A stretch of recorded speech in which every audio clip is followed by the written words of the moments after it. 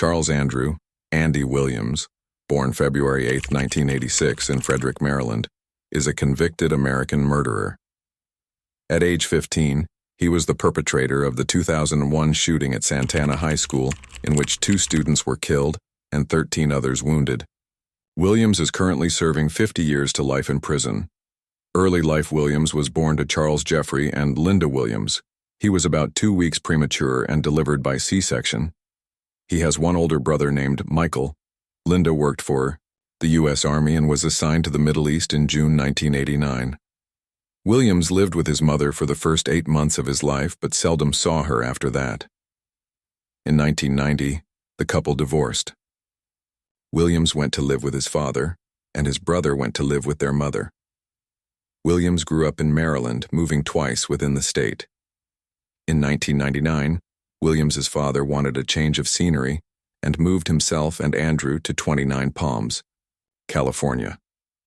For the most part, father and son enjoyed a good relationship. After moving to Santee, California from 29 Palms, California, Williams felt he was targeted for physical and emotional bullying in school. In an attempt to fit in, he began to spend time with a crowd of skateboarders, with whom he would often participate in activities such as smoking marijuana. Williams was accepted within this peer group. However, these individuals sometimes teased or picked on him. In February 2001, just before his 15th birthday, Williams received news that one of his best friends from 29 Palms was killed in a bus accident. Williams spoke on 2 occasions of his plan to pull a Columbine at Santana High, but no reports were ever made of threats to the school. The first occasion was a week before the shooting, the second during the weekend before Monday, March 5th. Before the shooting, Williams had 2 skateboards stolen from him. He acquired his weapon, an Arminius .22 cal revolver from the locked gun cabinet in his apartment. The gun belonged to Williams' father. After his arrest, he told investigators he was tired of being bullied. Williams said he did it on the way to juvenile hall because his friends dared him to.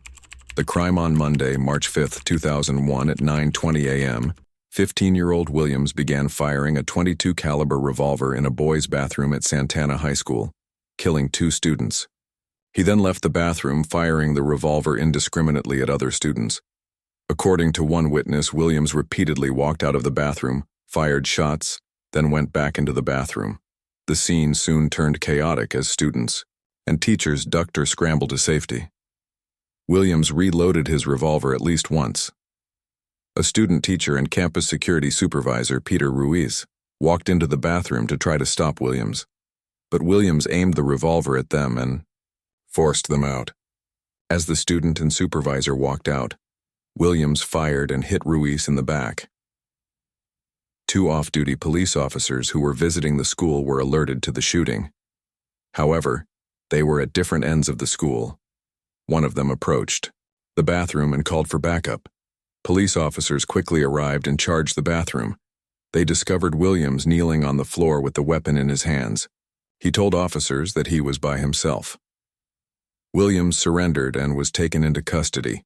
He shot and killed 2 students, 14-year-old Bryan Zuckor and 17-year-old Randy Gordon. 13 others suffered gunshot wounds and were transported to various local hospitals. On June 20, 2002, Williams pleaded guilty to all charges against him in an effort to avoid a trial. On August 15, 2002, a California judge sentenced Williams as an adult to 50 years to life in prison and ordered him to serve his time in the youth offender program at CCI Tehachapi until his 18th birthday. At that time, he would be transferred to adult prison. Williams was given credit for the 529 that he had served in juvenile hall, fined $10,000, and ordered to pay restitution to the Victims' Restitution Fund. At his sentencing, Williams apologized and expressed remorse for his actions. On March 1, 2004, he was transferred to an adult prison. Currently, there are grassroots efforts to have Williams's sentence reduced. His supporters argue that the judge was too harsh in sentencing Williams as an adult and did not take into consideration Williams's age at the time of his offense. They would like to see Williams get a new sentence, but as a juvenile, which would have meant confinement by the California Youth Authority until age 25. His appeals continue while he is currently incarcerated at Calipatria State Prison. In 1986, Stephen King's IT was the best-selling novel, Alien was the top box office hit, and That's What Friends Are For was the #1 song. Charles Andy Williams was born on February 8, 1986, at Frederick Memorial Hospital in Frederick, Maryland. Andy weighed 712 pounds and was 22 long. He was born about 2 weeks prematurely by C-section and remained in the hospital for a week before going home with his family. For the first 8 months of his life, Andy lived with his mom, dad, and brother, Michael, in an apartment in Frederick right off the Golden Mile. In the latter part of 1986, Andy moved with his family to Fort Detrick, home to the U.S. Army Medical Research and Material Command. Linda, Andy's mom, was serving in the U.S. Army. In June of 1989, when Andy was about 3 years old, his mom was assigned to the Middle East. On leave at Christmas, Andy's parents decided to divorce. Linda returned to the Middle East to complete her assignment, and Jeff cared for the boys. In 1990, Jeff and Linda separated and were subsequently divorced. Andy remained with his dad, and his brother Michael went to live with his mom. Again, Andy and Jeff moved, this time to Hagerstown, Mast. The two of them returned to Frederick in 1992, and in 1993 Jeff bought a house in Knoxville, Mont, right at the Brunswick city limits. Jeff and Andy settled into their new home, and immediately Andy became known as the Kid with the Smile. Andy attended kindergarten and later Brunswick Elementary. He was an excellent student and seemed to enjoy school. He made friends easily and became involved in sports. Andy was very active in sports throughout his time in Brunswick. Here in Maryland, Andy grew up to become a caring and loving person. He was surrounded by a circle of caring friends in the tiny communities of Knoxville and Brunswick, where he and his dad made a home, a place that Andy loved dearly. Brunswick is a quaint, safe place to grow up. It was here that Andy spent his happiest years going to school and playing sports. He liked different organized sports and school activities. Friends in Maryland saw Andy as extremely friendly, personable, and always smiling, and he always did his best. He played baseball from 1992-99 with teams from Fort Detrick, PVYA Brunswick Little League, and Jefferson Valley Baseball. From 1994 to 1999, Andy played football with Brunswick Railroaders. In 1998, they went to the Super Bowl, and the Railroaders won. In 1993, Andy played soccer on a Fort Detrick soccer team and was always ready for a quick pickup game of basketball. Throughout school in Brunswick, he did his best, winning numerous achievement awards. In 1993, he won the Super Scientist Award for outstanding science project work. He also won the Hardee's Outstanding Achievement Award. His prize was a free Cool Twist cone. He won the second-place award for the pass, punt, and kick competitions. In 1999, while attending Brunswick Middle School, he was selected as the 7th grade Student of the Month. The award that meant the most to Andy was receiving the Coaches Award for the Railroaders football team. Andy continued to thrive in Brunswick with his friends, sports, and school. His best friend Scott likes to tell the story about the frog and the mouse. One day he and Andy were walking when they found a frog in a puddle. Scott hit the frog with a stick and it died. Andy was distraught, so Scott stayed with him to ensure the frog was dead. Andy asked him, "How would you feel if a giant frog came by and hit you with a stick and you died?" Scott says that Andy has always had a thing to say about animals. Andy would catch field mice and turn them into pets. When they died, Andy would make little cardboard coffins for them, and he would make Scott attend the funeral he had for his mice. Andy would even make little tombstones for their graves. Many friends tell of the great times they had with Andy, his caring for the elderly, helping carry in groceries, and shoveling sidewalks when the snow came. Andy went on to attend Brunswick Middle School and was running for class president when, in 1999, his dad decided to move to California. Jeff's parents lived in 29 Palms and decided they wanted to be closer to family and leave all the snow and cold weather behind. Andy did not want to leave Maryland and his friends, but soon after arriving in 29 Palms, he made friends and enjoyed spending time with his grandparents. In the fall of 1999, Andy was enrolled in the 8th grade at 29 Palms Junior High School. Andy was chosen to play Linus in the school production of You're a Good Man, Charlie Brown. Andy also met Brian Burdett while attending 29 Palms School, and they became best friends. Brian suffered from a crippling muscle disease and was frequently bullied by other students. Andy stood up for him, and in their short time together, they made a difference in each other's lives. Jeff and Andy attended 29 Palms Baptist Church, and Andy joined the church and was involved with the youth group there. In the summer of 2000, Jeff and Andy moved from 29 Palms to Santee, California. Andy enrolled at Santana High School, a totally different environment from Brunswick, MD. Andy never felt wanted or accepted at Santana. In February 2001, just before Andy's 15th birthday, his friend Brian Burdett was killed in a bus-related accident. And then came March 5, 2001. Andy was taken into custody at Santana High School, questioned by the police, and later that evening, transferred to juvenile hall. He remained there until his sentencing on Thursday, August 15, 2002. While at juvenile hall, Andy was a model inmate. He completed 2 years of high school, became adept in origami, and marked his growth on the wall of his one-person cell. When Andy was taken into custody, he had a slight build, 5 feet 5 inches tall, 110 pounds. While at juvenile hall, he grew to nearly 6 feet and about 150 pounds. He spent his time reading and writing letters while the public defender unsuccessfully fought to have Prop 21 declared unconstitutional. After the ruling by the Supreme Court that Prop 21 was constitutional, Andy was taken back to court to be tried as an adult. On June 20, 2002, Andy pled guilty to the charges, and his sentencing was set for August 15th. On August 15, 2002, Andy was sentenced to 50 years to life and ordered to serve his time in the youth offender program at Tehachapi State Prison until his 18th birthday, at which time he would be transferred to adult prison. Andy was given credit for the 5I-29 that he had served in juvenile hall, fined $10,000, and ordered to pay restitution to the Victims' Restitution Fund. Many longtime supporters, some from out-of-state and local supporters, family and friends, were present for the sentencing. That evening, a candlelight vigil was held in front of juvenile hall to protest Andy's being tried and sentenced as an adult.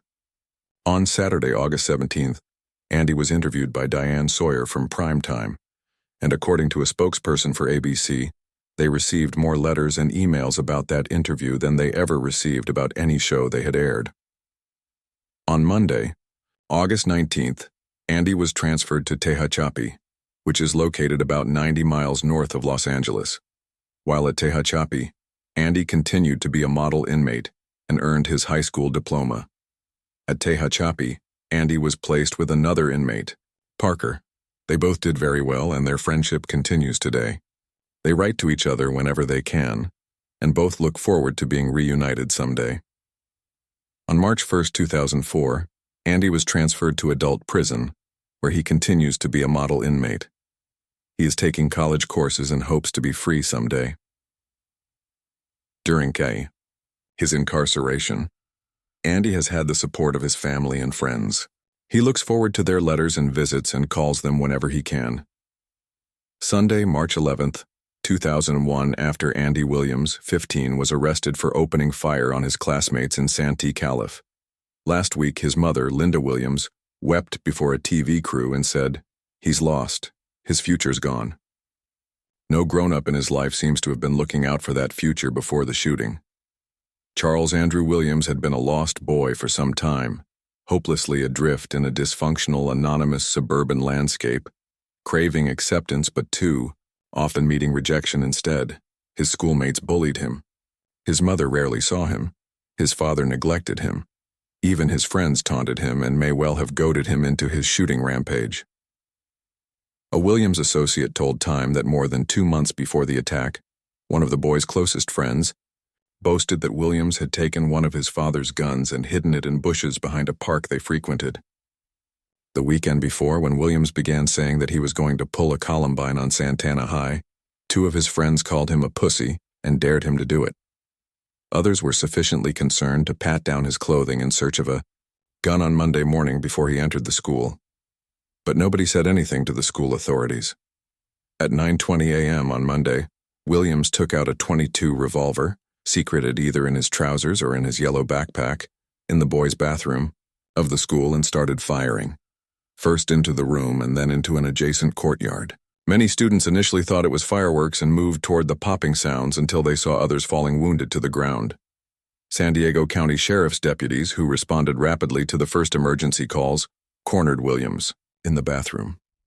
He handed over his weapon, which had been reloaded and was cocked to fire again.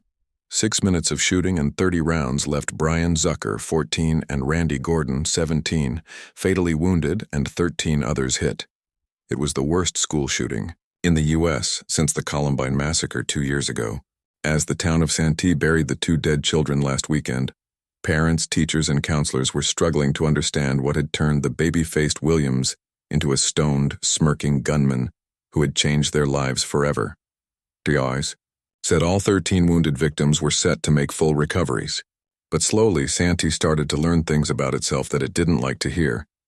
That despite street names such as Peaceful Court and Carefree Drive, it was far from the idyllic Pacific suburb that many of the adults in Santee imagined. "There's a lot of hate around here," says Gentry Robler, 16, a sophomore at Santana High. He reels off the high school cliques: the gothics, the freaks, the dorks, the jocks, the Mexican gangsters, the white supremacists. This school was waiting for something like this to happen. But who would have guessed that it would be the skinny, jug-eared, timid freshman wearing a silver necklace with the name Mouse on it who would make this happen? Williams came to California less than 2 years ago from a town in rural Maryland. After a spell in 29 Palms, his dad got a job as a lab technician for the Naval Medical Center in San Diego, and the two moved to Santee, Pop. 58,000. Williams was instantly picked on by the bigger, more streetwise kids there. Laura Kennemer, a friend of Andy's, saw kids burning their lighters and pressing the hot metal against his neck. They'd walk up to him and sock him in the face. For no reason, she says. He wouldn't do anything about it. Jennifer Chandler, a freshman, saw the same pattern of torment. Kids were mean to him. He'd slack it off. Like he kept it all inside. Things weren't great at home either. Williams's parents divorced when he was 5, and he rarely saw his mother after that. Several friends said he would automatically call their mother Mom. Williams lived with his father, Charles Jeffrey, in a dank stucco apartment house about 1 mile from the high school. Adriana A7, a fellow freshman and one of the few friends Williams invited back to his apartment, said the father was distant, disappearing to work on his computer when the kids walked in. On weekends, the senior Williams is said to have stretched, out on the floor, sipping beer and watching the sports channels. "I never saw Andy go anywhere with his dad," says Sean Turk, 15. Andy would call him and say it's raining and beg him to give him a ride home. But you could hear his dad yelling into the phone, "Get your ass home." So Williams sought out another place to belong. He ended up with a band of dope-smoking skateboarders who hang around Woodglen Vista Park, a short walk from the school. "When I first met Andy, he was like a good Christian boy from Maryland," says a 7. But he started hanging with a different crowd, getting into trouble, ditching school, acting different. A 7 called Andy's new friends the Grommets, AID's a term that eludes meaning even for her. The kids would sit at the tables behind the park toilets, smoking marijuana and drinking tequila. They would shoplift from the Albertsons supermarket opposite the school. One of the tables has a graffito of a marijuana leaf. Williams fell into a troubled teenage world, where Columbine has become a legend, where getting stoned on super strong, weed like bubblegum chronic is for some a daily deed, and where ditching school to rub shoulders with the Aryan Brothers gang in the skate park is an unexceptional life choice. The scene at the public housing complex next to the park, another hangout, is dissolute. Single parents fill ashtrays the size of dinner plates with cigarette butts, indifferent or oblivious to a preteen daughter sharing with a reporter her tales of hallucinogen abuse, or a 15-year-old son boasting of his near-death experience from alcohol poisoning. At night, drug-crazed kids run rampant around the building, screaming and banging on windows like demented Valkyries. Before Christmas, the city ran out of money to pay for security guards for the apartment blocks, and the cops are so weary of the complex that residents claim that sometimes they don't even respond to emergency calls. It was there that Williams met and befriended Josh Stevens, who lives there with his mother Karen and her boyfriend Chris Reynolds, 29. Williams and Stevens soon became inseparable, with Stevens always in the lead. Andy was a follower, says Dawn Hemming, 32, a hairdresser who is the aunt of one of Williams's close friends. Josh could manipulate Andy because Andy wanted to be in, and he was in with that crowd to some extent. Andy dated girls and had a week-long relationship with Ashley Alsop, 12, who scrawled "I love Andy" on her sneakers. She came to the park to see him. We would just sit there and smoke weed. Bong loads, pipes, joints, you name it. He smoked it. Williams continued to be picked on, sometimes even by his newfound friends. "I made fun of him. I regret it now," says John Fields, who said he left Santana High earlier in the school year for frequent truancy and is part of the skate park group. As recently as the Thursday before the killings, Kathleen Seek, 15, a former girlfriend of Williams's back in Maryland, received an instant message from him saying he didn't want to go to school that day for fear of being bullied. But few of Williams's friends ever understood what was happening inside the youngster's tormented mind. Andy didn't speak about his problems. He kept them all in. Maybe a fuse finally blew, says Annalicia Wellbaum, a 14-year-old freshman. Stevens, however, thinks he knows what finally unleashed Andy. "He was pushed to the edge," he says. "Listen to In the End, track 8 on Linkin Park's CD. That was the song that inspired Andy. The metal hip-hop hybrid screams alienated angst. Despite the way you were mocking me, acting like I was part of your property, remembering all the times you fought with me, I'm surprised it got so far." Williams wanted the taunting to go no further. He told Stevens of his plan to take one of his father's guns from a locked cabinet inside the apartment. "Andy took the key off the chain when his dad was sleeping," says Stevens.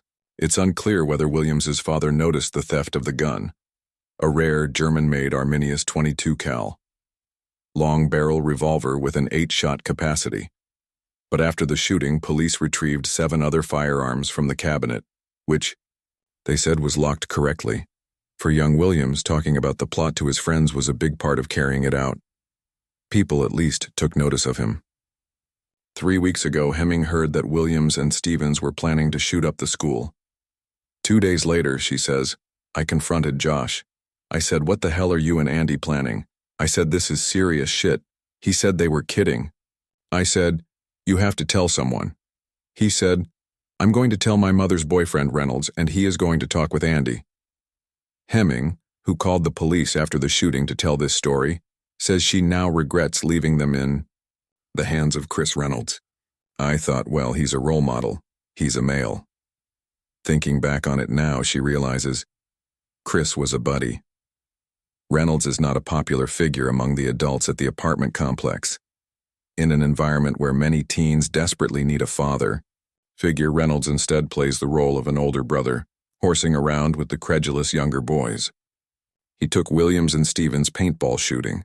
Friends said they called themselves the Terror Squad, and went downtown in San Diego to aim at drunks, though Reynolds said they only looked for paper targets.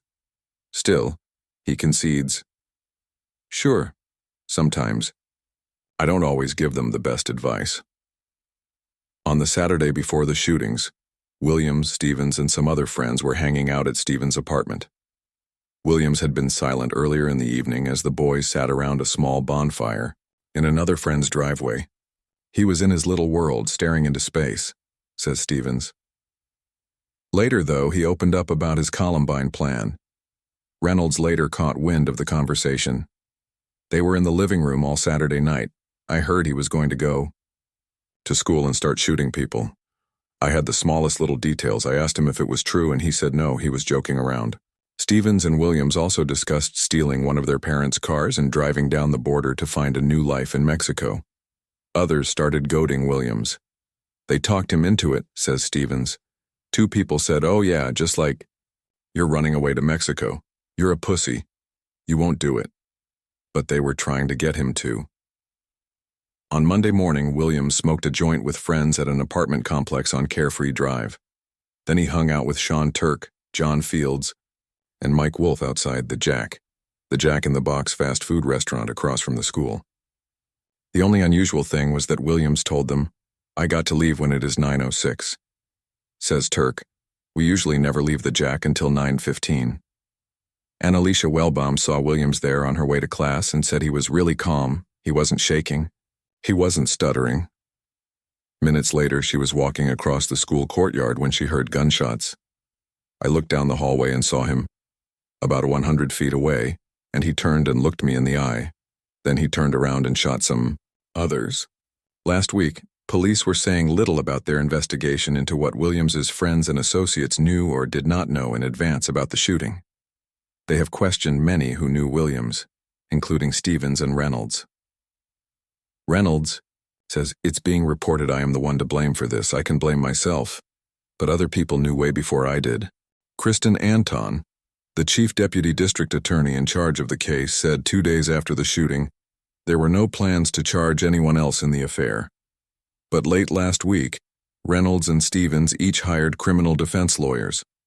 Stevens' attorney denies that his client was involved in the shootings. In the blood-splattered bathroom at the school, Williams, to indicate there were no other shooters, told police, "It's only me."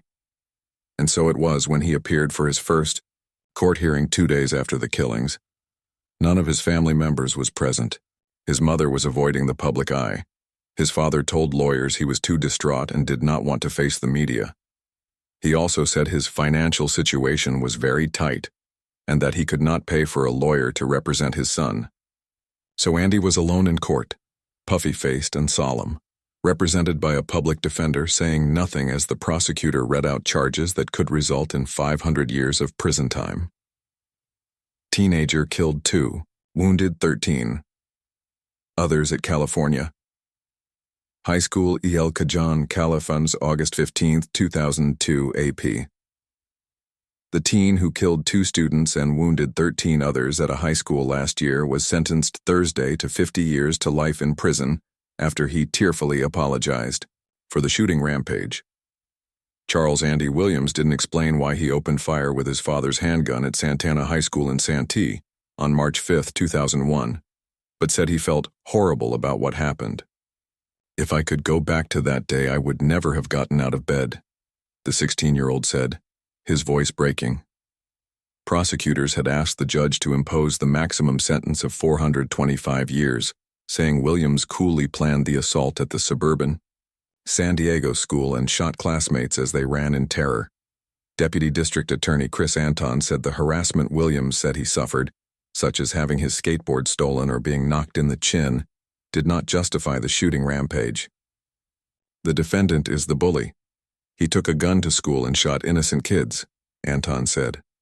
Judge Herbert Exarchos called the attack vicious and fiendish, but noted that Williams had endured a difficult home life and had no prior history of criminal behavior. He said the question of why Williams committed the attack remains unanswered. "In all likelihood, it is a question the defendant will be struggling with daily to answer for himself," Exarchos said. In June, Williams pleaded guilty to 2 counts of murder and 13 counts of attempted murder.